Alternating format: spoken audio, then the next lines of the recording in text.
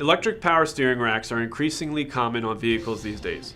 And while they can be intimidating if you've never worked on one before, it's actually fairly straightforward to install and set them up.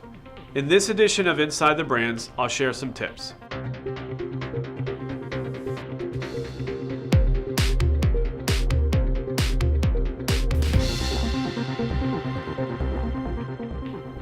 Hi everyone, my name is David Hirschhorn and I'm the Director of Brand Management at CRP Automotive.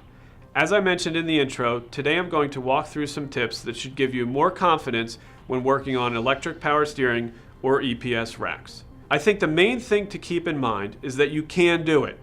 While there are many differences between EPS racks and the traditional hydraulic racks, as long as you follow the correct procedures in the service manual for the vehicle you're working on, you should have no problems installing and setting up EPS power steering racks. As an example, I want to walk you through the process of replacing an EPS rack.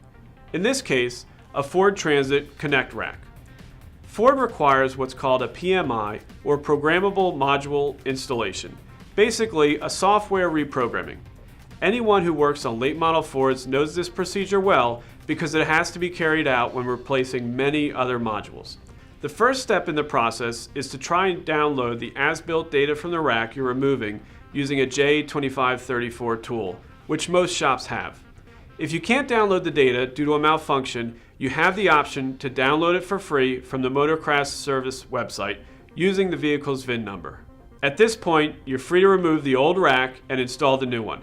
Make sure you align the vehicle after this to ensure the next steps work correctly. This is critical. Now it's time to perform the PMI. In order to do this, you've got to have a subscription from Ford for the IDS software.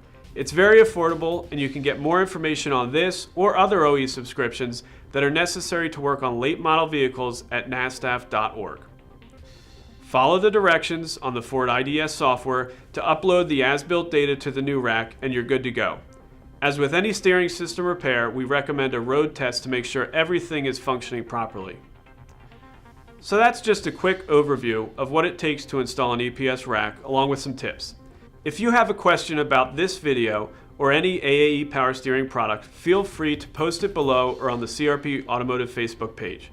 And don't forget to subscribe to our YouTube channel to be among the first to hear about helpful tips like the ones I've shared today. Thanks for watching.